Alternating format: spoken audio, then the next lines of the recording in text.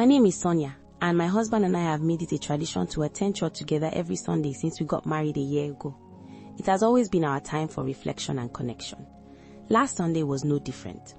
After church, we came home, and not long after, my husband stepped outside to get some fresh air. This was something he often did, so I wasn't worried at first.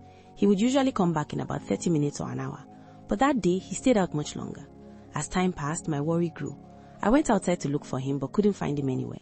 Eventually, I decided to wait outside, hoping he would return. I waited for 3 hours. Just as I was about to give up, I saw him coming out of Lara's apartment. Lara is a single woman who lives in the building next to ours. He didn't expect to see me there, and when he saw me, his expression shifted. He looked shocked. I remained calm though, even though I was far from happy. I decided to act as if nothing was wrong, even though everything inside me felt off. After a moment, he walked over and sat beside me, acting as though nothing had happened, casually trying to engage in conversation. I pretended everything was fine, but my mind was racing. About 30 minutes later, he turned to me and asked, "Can we go inside and talk?" I agreed. Once we were inside, the first thing he asked was, "Does it bother you that you saw me coming out of Lara's room?"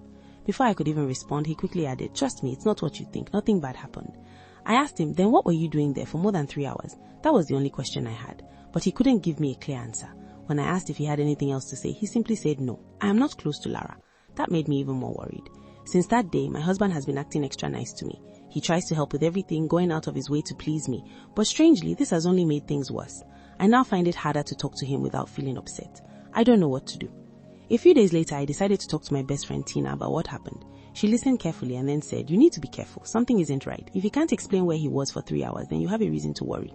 Her words made sense, but I didn't want to jump to conclusions, so I decided to observe him closely. That same week, I noticed something strange. He was always on his phone, stepping outside to take calls and ending them quickly. One evening, I asked him if everything was okay. He smiled and said, "Yes, everything is fine. Why do you ask?" But deep down, I knew something wasn't right. 2 days later, I ran into Lara outside her apartment. She greeted me with a smile. "Good evening." I forced a smile back, but my heart started racing. I wanted to ask her what was going on between me and my husband, but I couldn't bring myself to do it. That night, as my husband slept beside me, I couldn't rest. I kept thinking, what if there's more to the story? What if I'm being lied to? The next morning, I made a decision. I was going to find out the truth, no matter how painful it might be. To be continued. Where are you watching from? Don't forget to follow my page for more.